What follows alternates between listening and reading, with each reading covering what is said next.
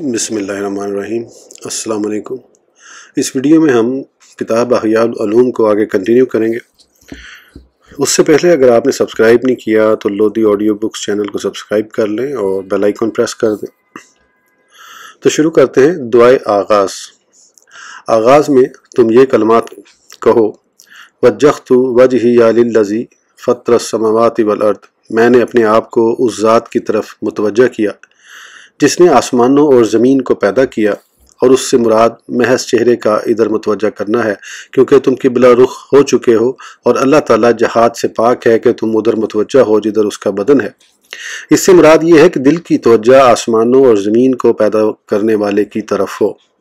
تو تمہیں دیکھنا چاہیے کہ کہا وہ اپنی خواہشات اور گھر یا بازار کی طرف متوجہ ہے اور خواہشات کے پیچھے چل رہا ہے، یا آسمانوں کو پیدا کرنے والے کی طرف ہے۔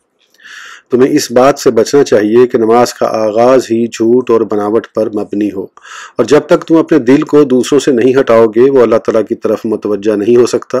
اگر تم مسلسل ایسا نہیں کر سکتے تو اس وقت اسے اللہ تعالیٰ کی طرف متوجہ کرنے کی کوشش کرو، تاکہ فی الحال تو تمہاری بات سچ قرار پائے، اور جب تم حنفین مسلمان خالص اسی کا فرما بردار کے الفاظ کہو، تو تمہارے دل میں یہ خیال ہونا چاہیے کہ مسلمان تو وہی ہوتا ہے جس کی زبان اور ہاتھ سے دوسرے مسلمان محفوظ رہیں۔ اگر یہ صورت نہ ہو تو تم جھوٹے ہوگے، لہذا تمہیں گزشتہ پر ندامت اور مستقبل کے بارے میں پختہ ارادے کا اظہار کرنا چاہیے، اور جب تم کہو وما انا من المشرکین، میں مشرکین میں سے نہیں ہوں، تو تمہارے دل میں شرک خفی کا تصور آنا چاہیے۔ اللہ تعالیٰ نے ارشاد فرمایا: فمن کان یرجو لقاء ربہ فلیعمل عملا صالحا ولا یشرک بعبادۃ ربہ احدا۔ ترجمہ: تو جو شخص اپنے رب سے ملاقات کرنے کی امید رکھتا ہو اسے چاہیے کہ اچھے عمل کرے اور اپنے رب کے ساتھ کسی کو شریک نہ ٹھہرائے۔ یہ آیت ان لوگوں کے بارے میں نازل ہوئی ہے جو اپنی عبادت سے اللہ تعالیٰ کی رضا اور لوگوں کی طرف سے تعریفی کلمات چاہتے ہیں۔ تمہیں اس شرک سے ڈرنا اور بچنا چاہیے، اور اگر تم اس قسم کے شرک سے محفوظ نہ ہونے کے باوجود اپنے آپ کو مشرکین میں سے نہیں سمجھتے تو تمہیں دل سے شرمندگی محسوس کرنی چاہیے، کیونکہ شرک کا لفظ قلیل و کثیر پر بولا جاتا ہے۔ اور جب تم کہو محیایا و مماتی، میری زندگی اور موت، تو جان لو کہ یہ اس غلام کی حالت ہوتی ہے جو اپنے نفس کو گم کر کے اپنے مالک کے لیے موجود ہوتا ہے۔ اور اگر یہ کلمات اس شخص سے صادر ہوں جس کی رضا، غصہ، کھڑا ہونا اور بیٹھنا دنیا میں رغبت اور موت سے خوف دنیاوی امور کے لیے ہوں، تو یہ کلمات اس کی حالت کے مناسب نہیں ہیں۔ اور جب تم اعوذ باللہ من الشیطان الرجیم کہو تو تم جان لو کہ وہی تمہارا دشمن اور تمہارے دل کو اللہ تعالیٰ سے پھرنے کی کوشش کرنے والا ہے۔ وہ اس بات پر حسد کرتا ہے کہ تم اللہ تعالیٰ سے مناجات کر رہے ہو اور اس کے لیے سجدہ کرتے ہو، جبکہ وہ ایک سجدہ نہ کرنے اور اس کے توفیق نہ دیے جانے کے باعث لعنت کا مستحق ہوا۔ لہٰذا جب تم شیطان سے اللہ تعالیٰ کی پناہ میں آنا چاہتے ہو تو تمہیں اس چیز کو چھوڑنا ہوگا جسے شیطان پسند کرتا ہے، اور اسے اختیار کرنا ہوگا جو اللہ تعالیٰ کو پسند ہے، محض زبانی کلمات نہیں۔ کیونکہ جب کوئی زندہ یا شخص یا دشمن کسی شخص کے پیچھے لگ جاتا ہے تاکہ وہ ڈرائے یا ہلاک کر دے، اور یہ شخص اپنی جگہ کھڑا رہے اور کہے میں اس مضبوط قلعے میں تجھ سے پناہ چاہتا ہوں، تو یہ بات اسے فائدہ نہیں دے گی، بلکہ اسے تو جگہ تبدیل کرنے سے فائدہ ہوگا۔ اسی طرح جو شخص خواہشات کی پیروی کرتا ہے جو شیطان کو پسند اور رحمان کو ناپسند ہیں، تو اسے بھی محض قول فائدہ نہ دے گا، بلکہ اسے شیطان کے شر سے بچنے کے لیے اللہ تعالیٰ کے قلعے میں پناہ لینے کا عزم کرنا چاہیے، اور اس کا قلعہ لا الہ الا اللہ محمد رسول اللہ ہے۔ رسول اکرم صلی اللہ علیہ وسلم نے اللہ تعالیٰ کی طرف سے حکایت کرتے ہوئے فرمایا کہ اللہ تعالیٰ فرماتا ہے: لا الہ حسنی فمن دخل حسنی آمنا من عذابی، کلمہ طیبہ میرا قلعہ ہے، اور جو شخص میرے قلعے میں داخل ہو گیا وہ میرے عذاب سے محفوظ ہو گیا۔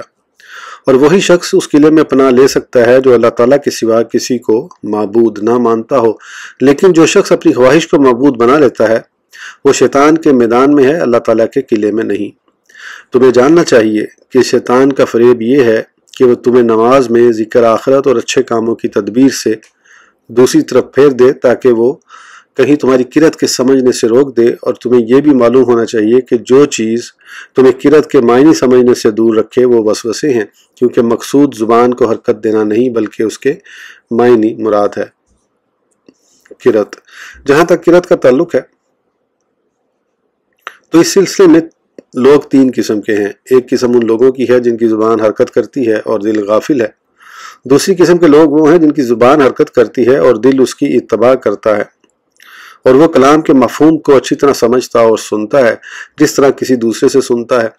ये दाएं तरफ वालों असहाब यमीन के दर्जात हैं, और एक वो शख्स के उसका दिल पहले मायने की तरफ जाता है, फिर ज़ुबान दिल की खिदमत करती है और उसकी तर्जुमान बनती है।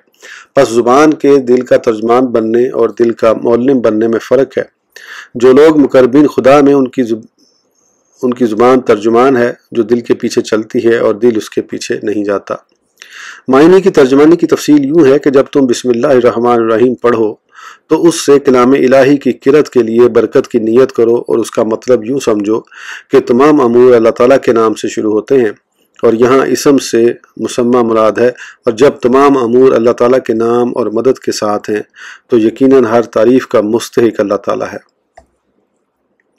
मतलब ये है कि जब तमाम नेमतें अल्लाह ताला की तरफ से हैं तो शुक्र भी उसी का अदा करना चाहिए, और जो आदमी किसी नेमत को गैर खुदा की तरफ से देखता है या उसका शुक्रिया इस अंदाज में अदा करता है कि उसे अल्लाह ताला की तरफ से मामूर नहीं जानता बल्कि मुस्तकिल बिल्लज़ात समझता है, तो उसके अल्हम्दुलिल्लाह कहने में इतना नुकसान है जिस कदर वो गैर खुदा की तरफ मुतवज्जा होगा।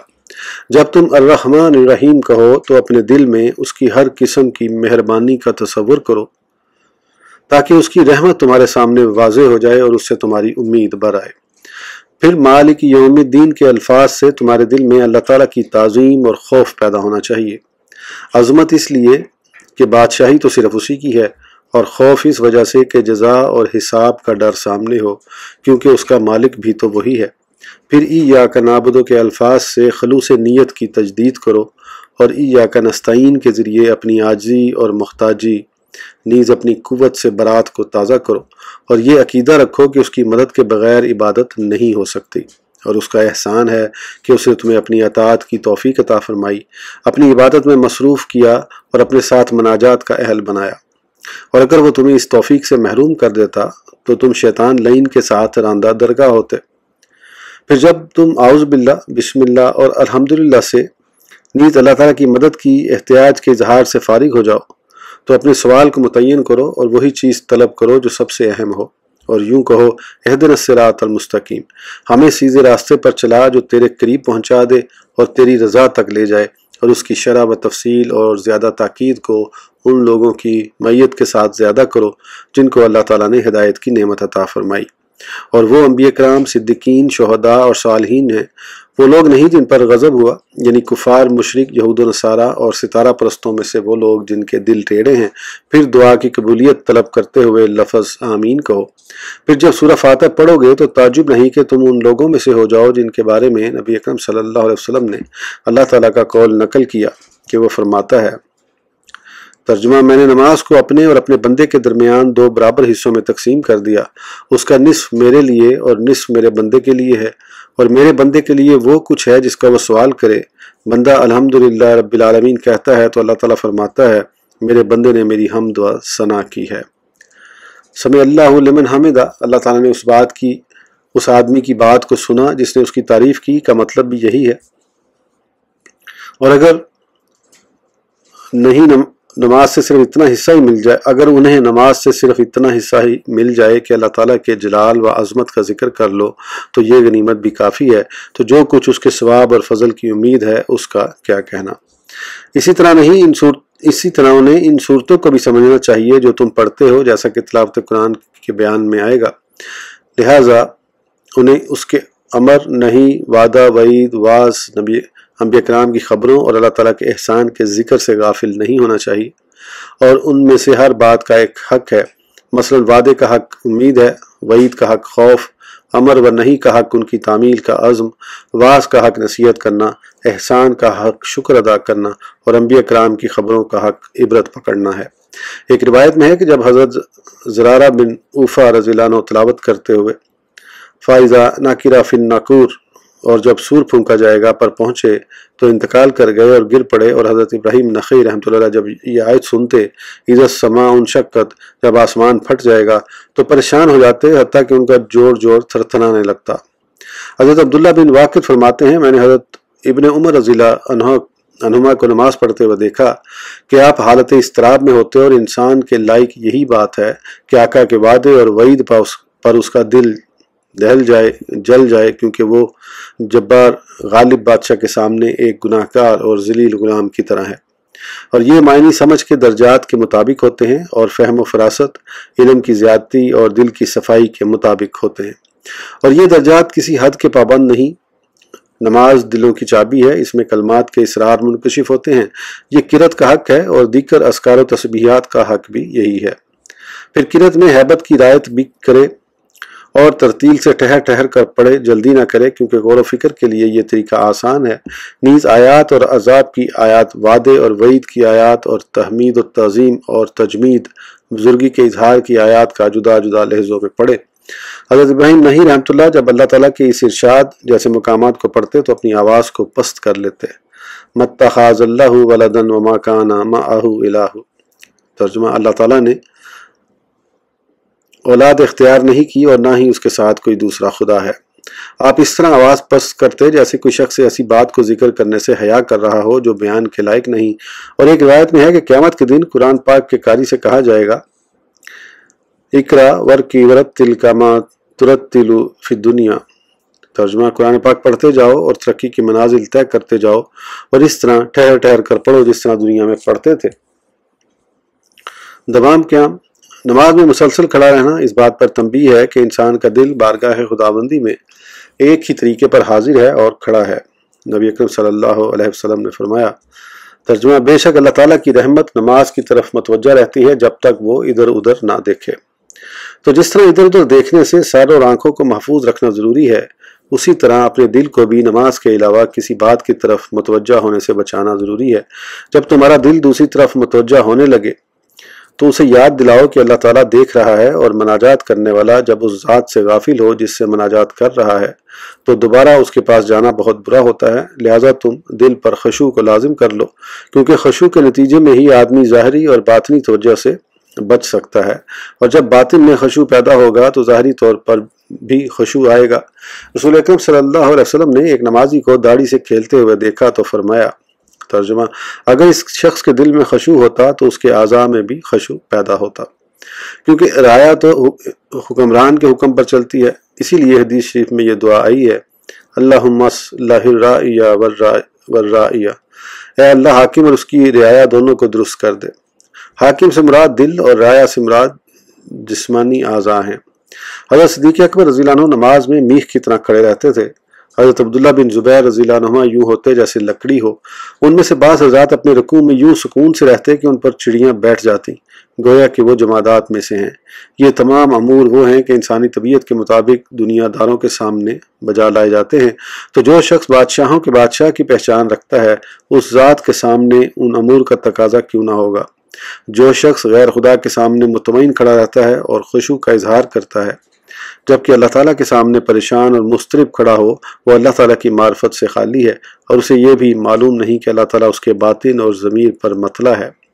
حضرت اکرمہ رضی اللہ عنہ درج ذیل آیت کی تفسیر میں فرماتے ہیں کہ اس سے بندے کا قیام، رکوع، سجدہ اور قعد مراد ہے۔ ارشاد خداوندی ہے، ترجمہ وہ ذات جو تجھے حالت قیام اور سجدہ کرنے والوں میں اوپر نیچے ہوتا دیکھتی ہے۔ رکوع اور سجدے میں اللہ تعالیٰ کی بڑائی کا دوبارہ ذکر کرے، ہاتھ بلند کر کے نئی نیت کے ساتھ اللہ تعالیٰ عذاب سے اس کے عفو و درگزر میں پناہ لے، اور اس کے نبی صلی اللہ علیہ وسلم کی سنت کی اتباع کرے۔ پھر رکوع کے ذریعے نئے سرے سے اس کے سامنے تواضع کا اظہار کرے۔ دل کو نرم کرنے اور تجدید خشوع کے لیے خوب کوشش کرو۔ اپنی ذلت اور اپنے مولا کی عزت کا اور مقام کی بلندی کو سمجھنے کی کوشش کرو، اور زبان کی مدد سے اس کو دل میں پکارو، دل میں پکا کرو۔ اپنے رب کی پاکیزگی بیان کرو اور اس کے لیے عظمت کی گواہی دو، یہ کہ وہ تمام بڑوں سے بڑا ہے، اور اس بات کو بار بار دل میں ڈالو تاکہ تکرار کے ذریعے یہ بات پکی ہو جائے۔ پھر اس امید کے ساتھ رکوع سے سر اٹھاؤ کہ وہ تجھ پر رحم فرمائے گا، اور اپنے دل میں امید کو ان الفاظ کے ساتھ مضبوط मजबूत कर लो। समी अल्लाहु लिमन हमिदा, यानी अल्लाह ताला अपने शुक्रगुजार बंदों की बात सुनता और कबूल करता है। फिर मजीद नेमत के लिए दोबारा शुक्र अदा करते हुए रब्बाना लकल हम्द कहो और इन अल्फाज के साथ शुक्र में इजाफा करो, मिल अस्समावाति व मिल अल अर्द, यानी आसमानों और ज़मीन शुक्र से भरे हुए। फिर सजदे के लिए झुक जाओ और आजिज़ी के इजहार का ये सबसे आला दर्जा है। बस तुम अपने आज़ा में से सबसे मोअज़्ज़ज़ उज़्व यानी चेहरे को सबसे हल्की चीज़ यानी मिट्टी पर रख दो। अगर दोनों के दरमियान किसी चीज़ को हायल करने से बचना मुमकिन हो और तुम ज़मीन पर सजदा कर सको तो ऐसा करो, क्योंकि ये ज़्यादा खशू का मौजब है और इज्ज़ पर ज़्यादा दलालत करता है। जब तुम अपने आप को ज़िल्लत और रुसवाई की जगह रख दोगे तो जान लो कि तुमने उसे असल मुकाम पर रखा है और फ़रा को असल की तरफ लौटा दिया है।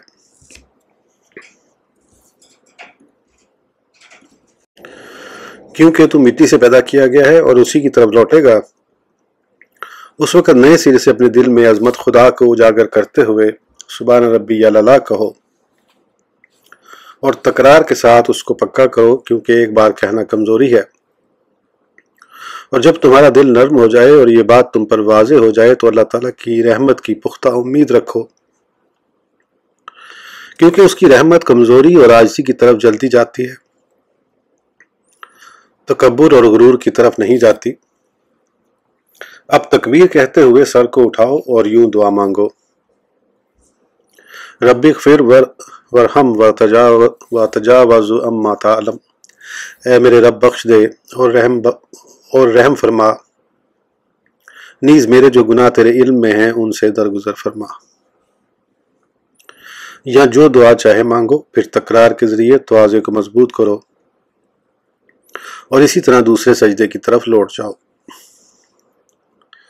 जब तुम तशहुद के लिए बैठो तो बाअदब होकर बैठो और इस बात को वाज़ेह तौर पर जिक्र करो कि वो तमाम अमूर जो बाइसे कुर्ब खुदाबंदी हैं, वो बदनी इबादत हों या आमी या अच्छे अखलाक, सब अल्लाह ताला के लिए हैं। इसी तरह बादशाही भी अल्लाह ताला के लिए है। अत्तहियात का यही मफहूम है और अपने दिल में रसूल अकरम सल्लल्लाहु अलैहि वसल्लम और आपकी ज़ात ग्रामी को हाजिर समझो और अब कहो अस्सलामु अलैका अय्युहन नबी व रहमतुल्लाहि व बरकातुहू, ए नबी सल्लल्लाहु अलैहि वसल्लम आप पर सलाम, अल्लाह ताला की रहमत और बरकतें हों। और तुम्हारा पुख्ता यकीन होना चाहिए कि ये सलाम आप तक पहुँचता है और आप उससे ज़्यादा कामिल जवाब रहमत फरमाते हैं। फिर अपने ऊपर और अल्लाह ताला के तमाम नेक बंदों पर सलाम भेजो और इस बात की उम्मीद रखो कि अल्लाह ताला नेक बंदों की तादाद के मुताबिक तुम पर सलाम व रहमत फरमाएगा। फिर उसकी वहदानियत और सरकार दो आलम सल्लल्लाहु अलैहि वसल्लम की नबूवत और रसालत की गवाही दो, यानी कलमा शहादत के ज़रिए अल्लाह ताला के साथ किए गए वादे की तजदीद करो और नए सिरे से उस कलमे के किले में महफूज हो जाओ। फिर आखिर में वो दुआ मांगो जो हदीस से साबित है, उसमें खुशू, तवाज़े, गिड़गिड़ाने और लजाजब से काम लो और कबूलियत दुआ की सच्ची उम्मीद रखो। अपनी दुआ में अपने वालिदैन और तमाम मोमिनीन को शरीक करो और सलाम फेरते वक्त फरिश्तों और हाजरीन पर सलाम की नीयत करो और उसके साथ नमाज के अहतमाम की नीयत करो और अल्लाह ताला का शुक्र अदा करो कि उसने उसे पूरे करने की तौफीक अता फरमाई। और यूँ ख्याल करो कि ये तुम्हारी आखिरी नमाज है और आइंदा इस किस्म की नमाज के लिए ज़िंदा नहीं रहोगे। नबी अकरम सल्लल्लाहु अलैहि वसल्लम ने एक शख्स को वसीयत करते हुए फरमाया, रुखसत होने वाले की तरह नमाज पढ़ो, फिर नमाज में कोताही पर अपने दिल में खौफ और हया महसूस करो और अदम कबूलियत से डरो और इस बात से डरो कि किसी ज़ाहिरी या पोशीदा गुनाह की वजह से नमाज तुम्हारे मुंह पर न मार दी जाए, लेकिन उसके साथ साथ इस बात की उम्मीद रखो कि वह अपने करम और फजल से इसे कबूल फरमाएगा। हज़रत यहया बिन वसाब रहमतुल्लाह जब नमाज पढ़ते तो हम कुछ देर ठहरे, जिस कदर अल्लाह ताला चाहता उन पर नमाज की थकावट महसूस होती। और हज़रत इब्राहिम नखई नमाज के बाद 1 घंटा ठहरते क्योंकि वो बीमार थे। ये उन लोगों की नमाज की तफसीर है जो अपनी नमाज में खशू करते हैं, जो अपनी नमाज की हिफाजत करते हैं, जो हमेशा नमाज पढ़ते हैं और जिस कदर मुमकिन हो इबादत में अपने रब से मनाजात करते हैं। तो आदमी अपने नफ्स को इस नमाज पर पेश करे और उसमें से जिस कदर हासिल हो उस पर खुशी का इजहार करे और जो कुछ नुकसान हो उस पर अफसोस का इजहार करे और उसके मदावा के लिए भरपूर कोशिश करे। गाफिल लोगों की नमाज खतरा के मुकाम पर है। हाँ, अल्लाह ताला अपनी रहमत से ढांप ले तो अलग बात है, रहमत वसी है اور کرم کا فیض جاری ہے، ہم اللہ تعالیٰ سے دعا کرتے ہیں کہ وہ ہمیں اپنی رحمت کی چادر سے ڈھانپ لے اور اپنی مغفرت سے ہماری پردہ پوشی کرے، کیونکہ اس کی اطاعت گزاری سے عاجز ہونے کا اعتراف ہی ہماری پردہ پوشی کرنے کیونکہ اس کی اطاعت گزاری سے عاجز ہونے کا اعتراف ہی ہمارے لیے وسیلہ ہے۔ تو یہ معلوم ہونا چاہیے کہ نماز کو آفات سے محفوظ رکھنا اور خالصتاً اللہ تعالیٰ کی رضا کے لیے نماز ادا کرنا، نیز اس کی باطنی شرائط جن کا ہم نے ذکر کیا ہے، یعنی خشوع، تعظیم اور حیا کے ساتھ ادائیگی سے دل پر انوار کی بارش ہوتی ہے، اور یہ انوار علوم مکاشفہ کی چابیاں ہیں، اور یہ کرام جنہیں آسمانوں اور زمین اور اسرار ربوبیت کا کشف ہوتا ہے، انہیں یہ کشف نماز کے اندر ہوتا ہے، بالخصوص حالت سجدے میں ایسا ہوتا ہے، کیونکہ سجدے کی حالت میں بندہ اپنے رب کے قریب ہوتا ہے۔ اسی لیے اللہ تعالیٰ نے فرمایا وَاسْجُدْ وَاقْتَرِب، اور سجدہ کر کے قرب حاصل کرو۔